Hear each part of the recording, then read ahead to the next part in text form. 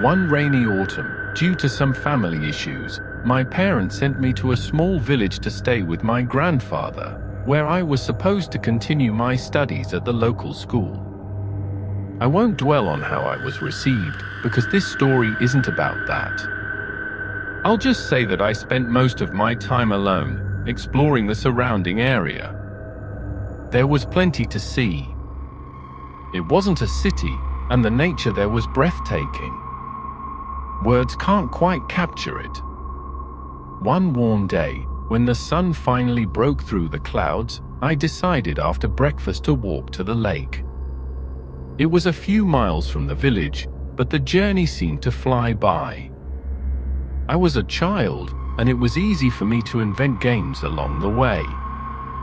The water was warm, and I swam for hours. You know how it is with kids, you can't get them out of the water, no matter how long they've been in. I didn't even notice how the evening shadows began to stretch across the land. Darkness settled slowly, like a heavy blanket, hiding the nearby forest and the swamp beyond it. The daytime creatures grew quiet, giving way to the sounds of the night. On my way back, I decided to take a different path, one that went through the cemetery. It was faster. I hurried, knowing my grandfather wouldn't be happy about my late return. The woods had wild animals, bears, boars, and wolves. At night, I sometimes woke to distant howls that were definitely not from dogs. The cemetery appeared ahead, and by then the darkness was deeper.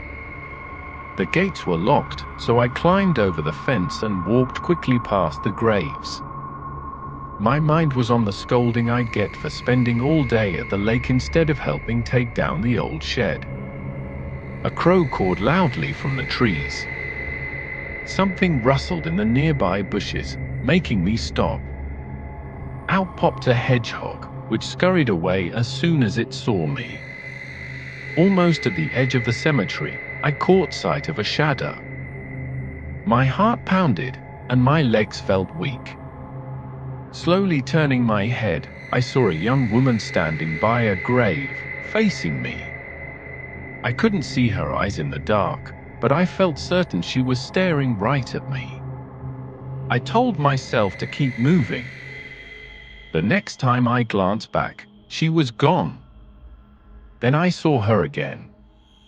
She moved between the graves, brushing her fingertips along the crooked crosses and rusted iron fences as if touching flower petals.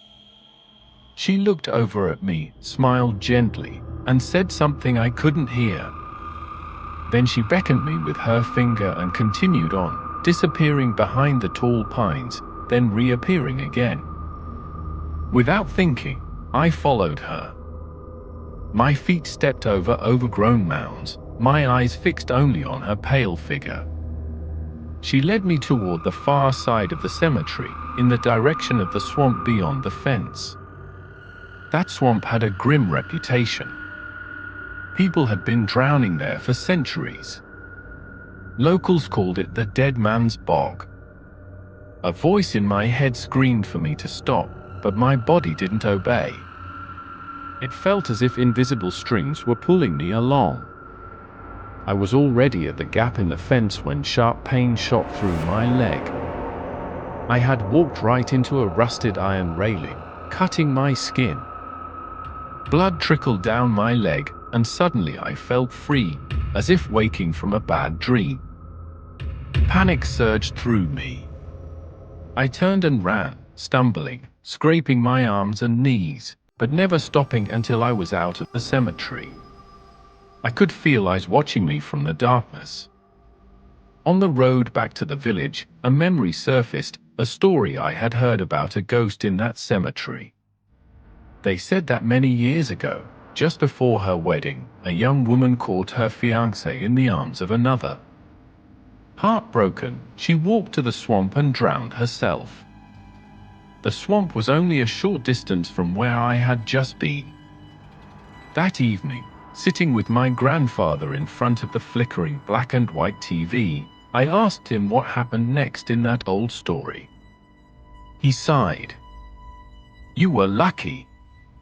Otherwise, he didn't finish the sentence. As I learned, the girl's body was found days later and buried in the cemetery.